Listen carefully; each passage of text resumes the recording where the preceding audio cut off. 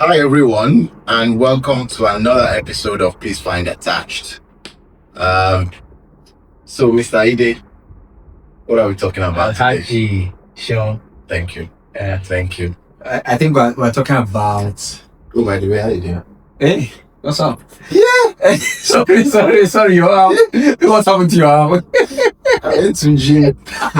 You overdid it. I knew your resolution. You overdid it. I went to gym. My whole body is paining me. Let me tell you the one that is affecting me right now. The fact that you're sitting on my chair. I'm not serious. And you refuse to stand up. Change is the only constant thing, and it's part of what we are talking about. Embrace change. You are stuck in the old ways, Mr. Ide. I will allow you for today. You are stuck in the old ways. So our topic for today is really startups versus corporate the organizations. The old question. Which do you prefer? Pros and cons. Okay. Different experiences. What do you look out for? Red flags. Red flags. You know, because each organization or each type of organization, they have their red flags. They have their pros and their cons. You know me, I don't believe say all company get red flags. For the purpose of this discussion, I accept it. You don't bring red flags. Remind me of my cousin when she was younger. You know, what do you want to be? What do you want to be when you grow? Just say, I just want to work in another company. I don't blame you. Nothing else. Your cousin saw the future. I just want to work in another company. So, from your perspective, okay. Red flags. Both of us have done startups. Yeah. I think the first thing to actually talk about is the fact that we are now in an era where startup is now like it's a normal thing. It's not a big deal anymore. Yeah. 15 years ago, you couldn't go and meet somebody in an established organization like a bank and say you should come and work. But now we have organizations that they've passed the test of time. The Paystacks, the Flutterwaves. They are now like the John the Baptist of so many startups, the pace setters. But the thing is, not all of them will go the way of Paystack and Flutterwave. Yeah. Some are just downright pimp. Some are just downright pimp. You know, some are trying to make it is proving harder than the pay setters because there are so many. Like there's a sector of startup now, payments. It's like Yoruba call it metakobo. They are just everywhere, and they always have pay at the end of their name. Something pay, that pay, pay. So is the first time I noticed that kind of thing was remember when sachet pure water started. Yeah. And there was one brand before you know it, everything. I see pure water for real. I kid you not. What? I see pure water. Are you serious? Yes.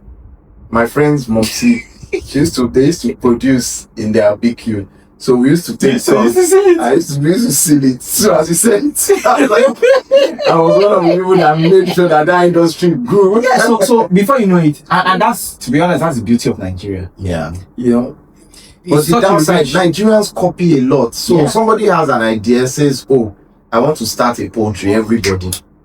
Once the person can prove that he made money from it or is rich, everybody wants to do it.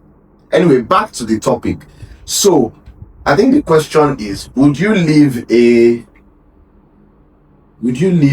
a First Bank, a UAC, which other established, a Cadbury to go to a startup? Me? Yes. Why? Yes. So it depends on the organization, the industry, and the offer. Okay. You know, a lot of times these startups, they pay well. So if it's someone like you who is always about the money, we talked about this last time, and I said we take double. You're not pushing it on me. I changed my mouth after a while because I had to think about it. Okay. But they do pay well, to be honest, and there's a lot of innovation there. You learn a lot because they are a startup. So you don't have the structure, you don't have the limitations. You learn a lot. What about job security? So that's where the risk is, and it affected us now. You understand? Unfortunately, the risk is there, but the potential for reward is there as well. But in some cases, you might not be lucky. Your startup doesn't make it. What happens to the people? You have to find the next one. So I don't know if there are numbers for it. Or you should know what percentage of startups make it. I remember there used to be this stats that they used to throw around years ago. But that was not for startup. That was for SME. It was not SME. There was one for startups. Something percent of startups fail. SMEs. Why startups fail? I can't remember the stats, to be honest. Yeah. I can't remember, but a large chunk fail. But while the going is going well, people rise. They rise. Well, okay. They rise. Before you know it, you just enter. Before you know it, you're a VP or something. That's another thing to talk about. So, and I think we sort of touched on it last week when we say, how long should you spend in an organization, in terms of promotion? If we bring it into this topic, how long should you spend in your career or in your line to become a VP? Because I see some startups, you see somebody that was just finished NYSC, joins a startup, 5 years, VP.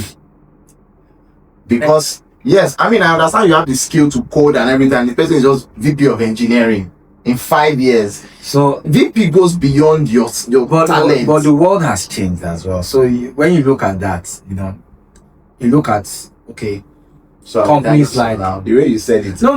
It is what it is. I was going to use this Facebook guy, Zuckerberg, as an example. Young guy. Before you know it, you had your startup. You blew. You're a CEO. You're a major CEO. Yeah. You understand? In a normal corporate environment, they won't grow that fast. Never. Exactly. Well, in their own country. Not even here. Even here. So you've also sometimes I go for those conferences, I meet startup founders doing well. In a corporate environment, they won't grow that fast. Okay. So again, it's the risk versus reward. Okay. You understand? They going out to start or join a startup was their own risk. Yeah, because you know that entering it might fail. So the fact that you entered, you took the risk, you were part of the journey, it's okay if you are rewarded. Yeah, but how fast should you be rewarded? How fast? Why must it be? Let me give you an example, and I may be wrong. You're reading BSc accountancy. You had the foresight to start ACCA in your final year. And let's say by the time you graduated, a year after you passed your ACCA, you join a startup. Within 5 years, they say you are the CFO. Do you know the experience that a CFO that is in a bank has been working for like 20 years has versus the 5-year CFO? You are like a joke. If they take you from that CFO to the bank, you will not make manager. No, definitely. You won't make manager. But it's different. So it's not apples to apples. Exactly, it's not apples to apples because you get in some cases, you see someone that they're the chief something. Went to their manager somewhere. And I've seen it. So it's not apples to apples. At the end of the day, everyone has their grade. Just the way I would take deputy manager in our company. Gone there, somebody will watch this thing and say, so can somebody just get this boy this oil company job because it's too much. I think in talking about startup versus established organizations, I think one of the things that come up, especially lately, with media, is around corporate governance. Okay, I thought you were going to say something. Okay. Corporate governance. I thought you were going to talk about their culture, work culture. We're getting there. We're getting there. But corporate governance. Corporate governance. Since you've even brought it up, culture. It's all they all work. It's culture that can allow certain discrepancies. So some of the negative, stories we've heard is because of lack of corporate governance, lack of, I don't want to say structure, or that lack of compliance, accountability. I was looking for the word. I think you helped me. Accountability, all of that, because it's your startup, you see it as one-man business. Yeah. And you're just doing anything. And what they sell as being, they're dynamic, they move fast, they think fast. Startup, they're always a fast-paced environment. As we always advertise, fast-paced, it can also be a disadvantage because as fast as the business started, it can just disappear. Yeah. And they'll just tell you, sorry, the MD would have sorted himself. We have a house in Canada or Jan, his family is okay, and they'll just tell you people sorry. So I think in almost every situation, there's an advantage and disadvantage. Mm-hmm. So you've got the startups, they are fast, flexible, they are nimble. Mm-hmm. If something, maybe they don't have enough runway, they don't have enough cash. You even know some of their terminologies. Can you tell them what is runway? For those of them that don't know. So basically, the amount of cash you have available to burn over a period of time.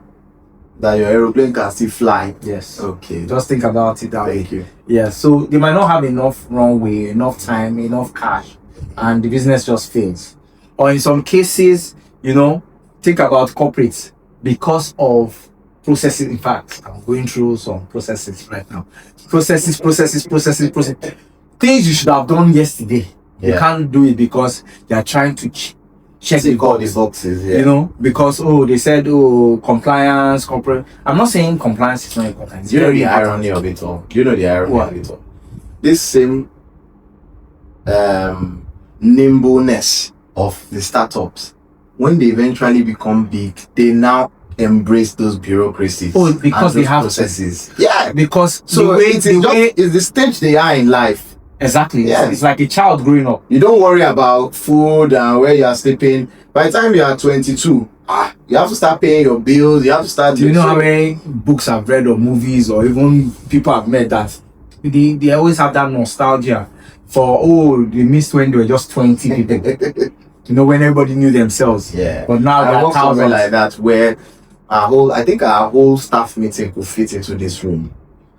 Like we could all fit now. There are almost 1,000 staff. Are you serious? I can tell you for free, almost 1,000 staff, and we could fit. We all knew the MD used to go around every office. He used to have ward round. You just go around. But you can't do that anymore. You want to kill him? You can't do that anymore. You know how many buildings they have? You can't do that anymore. But at that stage, we used to even razzle him. You're not paying salary. What's going on? We were that close. So again now. Maybe I'm going off. Mm-hmm. Unfortunately, sometimes when you've got those startups and they are scaling and growing that fast, the founders, the leadership, they want to still treat it like it was still a startup. You understand? And sometimes it's a disaster. But how can you do that if you started with 15, 20 people, you've grown to 200 people? How can you mentally still want to treat it? Some people do. So that means that kind of person has control issues naturally. Which I don't want to say a lot of our Nigerian business people have.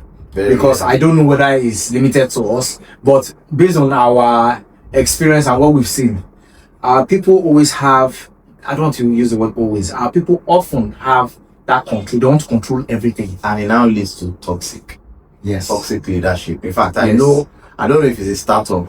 I have a friend that they have a WhatsApp group for the trauma that they faced in a particular organization. There are like 5 or 6 of them. Are you serious? Yeah, the severe trauma that when they all left the organization to work elsewhere, their confidence was zero. In fact, one of them, her manager had to ask her that what's the problem, and she just said, anything that wants to happen should happen. So she opened up to the manager. What industry? I'm curious. I'm not asking for I don't want to say. I just said the industry now. The industry. If I say the industry, there are like 2 or 3. So you might just, I don't want wahala.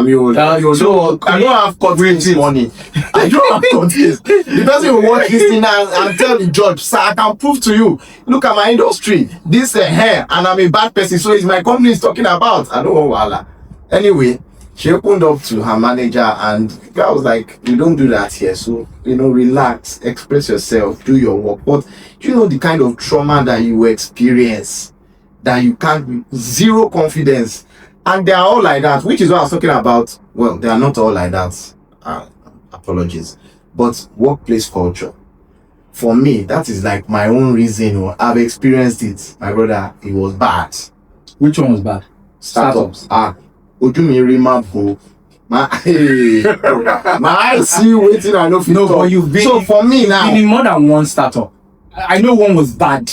That's the only one. I've only been in one. Really, I've only been. That one that was bad enough. So, and it's culture, toxicity, like everybody's, and it has to do with this feeling that startups have this feeling that everybody's free with themselves. You can say anything. You can, and everybody else does anyhow. Then there's the culture. Everybody else dress anyhow. Does any. It's not for me, Sha. No, so you're talking about flexibility in the workplace. Yes. But the culture often, especially for startups, reflects the personality of its leaders. In your own case, your leader was horrible. Your leaders were horrible. The main three, they were horrible. What I don't want is to say, to use that as a blanket for all startups. Oh, no. That's why I said I was unlucky. I know people who are in startups that, fantastic. Yeah, because I know quite a number of them. Would I leave an established organization for a startup now? At this stage? With 3 mouths to feed. At this stage? It will be hard. But anyway, never say never. Cases can be made, you can see the books and make your decision. When do you see the books when you're doing interview? At this level, when people are trying to poach you, they will say a lot of things. They'll tell you their current pipeline, the deals. It's because you're a big boy now. I'm not a big boy, Yeah, I'm not a big boy. Stop it. Yeah, that's why you can talk like this. If you were more junior, and you had a startup that was offering you times 2 or times 3 of your corporate job, you will jump. Yeah, definitely. Even now, that's why I jumped. Even now, where we met. Yes. That's why I jumped there. Now I had nothing to lose. I was saving money for school. I was like, of course, nothing to lose. But one of the things that we should also talk about is the risk versus stability. So, how I feel like the startups try to what's that word? They underplay the risk, and they project that come here and your life will change. The younger ones are none the wiser. They're just like, let me go there. No, but the younger you are, the more open you are to risk. It doesn't mean that I'm open to being fired. It's until you experience it that you will know that how can I just start working? But when you're starting, you're not thinking that you'll be fired now. It's true. And so when it now happens, this wasn't the agreement. You're like, this wasn't the agreement. Stuff happens. Right? Do you think they don't fire just like that in corporate environments? Again, it comes to structure and processes. Where my mom worked in the government. Government. Baba. Government. If you committed a theft today, by the time you face panel and everything, and they're actually ready to sack you, your child would have graduated from secondary school. So is that good or bad? It's horrible. Which is why you're trying to gather. No. You're trying to gather. It is bad. Which is why you have time to prepare for your exit. No, it is bad because you are forced. The civil service is forced to keep the good, bad, and ugly because it's so difficult to fire anybody. Federal character. Yeah, that's one. 2. That's why you don't have efficient people. You're not able to do things efficiently. Because no matter what you are doing, things will just run. No matter what you are doing, whether it's good, bad, ugly, it will just go. You are stuck with it. Unlike the private sector, where if you are misbehaving, HR will go to disciplinary committee. Before you know it, you are gone. If you continue, you are gone. But in that kind of establishment where, in fact, you have to spill blood to get rid of somebody.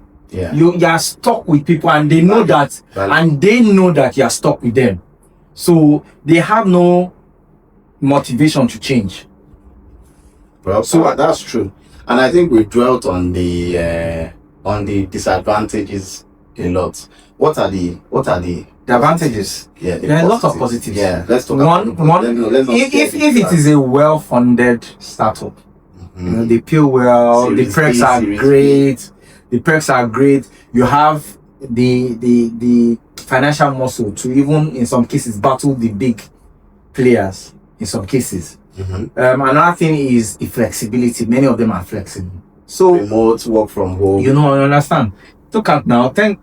I was about to say thank God for COVID. I can understand how you just flow into it. Because of remote work, you only thank God for COVID. No, because I remember back in the day, we used to beg HR. Let us see phone. And we're not even asking for remote work. We're asking that, okay, some of us come to the office at 6 o'clock, 7 o'clock. Let's close at 3, 4. They'll say no. You must, whether you come at 6 o'clock or 7 o'clock, you must stay till 5. You understand? That early now for your pocket. You understand? So a lot of those startups have flexibility. There's also and you said something like that. There's that family feeling, especially when it's a smaller. When did I say that? I don't think that's a good thing. I don't like all those companies that say we are like a family. So without being too intrusive, when you have really good relationships within the startup, I think it's really great. You know, your friends, your family are friends. And so when it's really small and you have great people, I know it can be really nice. The startup I work, they also used to do breakfast. You've talked about this breakfast. They used to do breakfast. In fact, when I resumed, I used to take picture of the breakfast and send to one of my guys to show him that I've arrived. So after I left, he'll be laughing at me. Where's your breakfast? He said, Mr. Breakfast. So even when I tell him that I'm interviewing somewhere, you say, do they serve breakfast there? I'm like, this guy is not serious. But I think the advantages, they seem to outweigh the disadvantages. So I have a question for you. Okay. If you had a young one, a sister, a cousin, just starting today, where would you recommend that they start their career in a startup or a major established organization? So not oil company. You know why I love the question? Why? Because I have a very practical, relatable response. This is me, accepting that in some areas startups are faster. If I have somebody that's graduated from uni, applying for a startup and applying in one of those big FMCGs, I know that the interview process in startup, 1 week, 2 weeks, it's done. He knows his fate. The big FMCG, 2 months is still going from stage to stage. And then again, startup founders are more. They are easy to see. Relatable. They are easy to see. You can just go somewhere, go to one bar now. You be with your guy. You just say, this guy is the founder of this. Say, please, I have one Aburo. Let me take my Aburo. You just say, okay, send the CV. You just use WhatsApp, send the CV to his HR. The HR will call him the next day. It's very fast.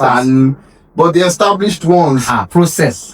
Apart from applying, you now start calling people. Please, do you know somebody there? They say, the person I know, Oti retire last year. Last year, no retire. This one we call we don't really know like that. Church Latin moral. We go, but startups, somebody always knows somebody there. And they give. Last point. I noticed that all the staff, they usually have equal powers of recommendation in startup versus an established organization. So in a bank, if an ABO or a BO say I have somebody and take CV, they'll be like, who are you? But in a startup, there's this structure where it's flat. If the person brings a good CV, anybody can just walk up to HR and say, see this person, I think you should talk to the person. So yeah. But now follow up. Long term thinking, now you are all your examples have been around access to that company. Now thinking for that young person that is about to start, long-term career growth, advancement, which one will you go for? So I think if you start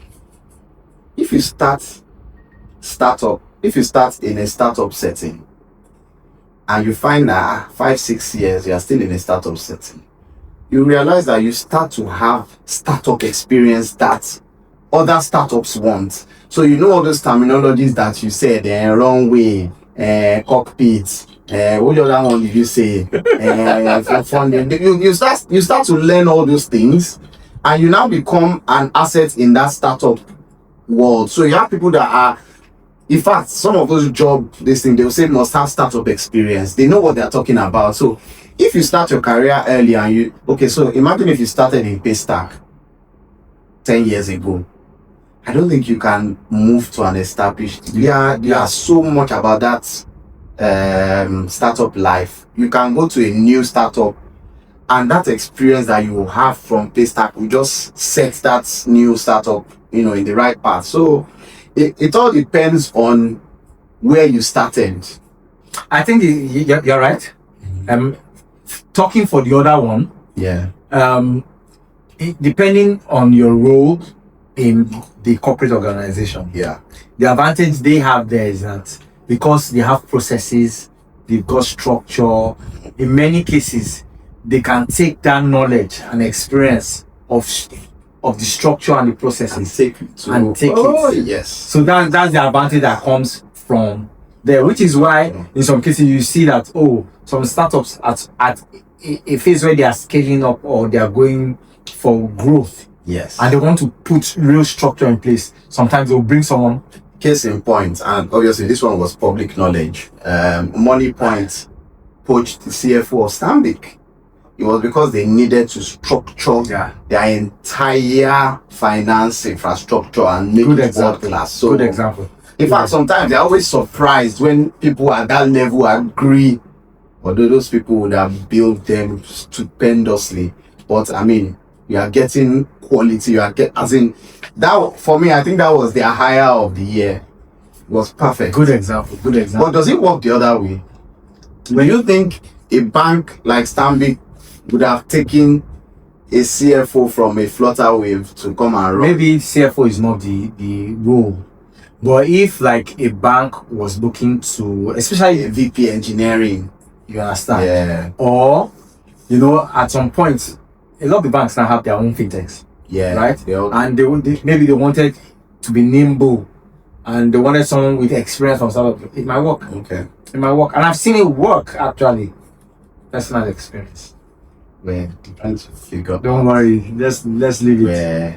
Let's leave it. Oh yeah. I remember. Anyway, I think we can round up now. So in summary, startups, fine. Established organization, fine. But I think you actually have to understand your temperament and what works for you. And your journey, your aspirations. Your journey. I want to accept the fact that the younger ones will not really have the full picture of where they are going at the end. But you can work with your temperament, and if you are like me, that some of my friends say I was born wearing suits, I sleep in suits. They are not working in a startup, but they will be like, who is this old man? If you like that kind of structure, your dream is one day you have one big corner office. You've been waiting for people to call you a guy and go in that direction. In your office. Don't go to startup. But if you are like, I want to be on the move, I want to be able to move around, work remotely and all that, then startup is your calling. So that's the summary for me. For me, I think they both have their advantages and disadvantages.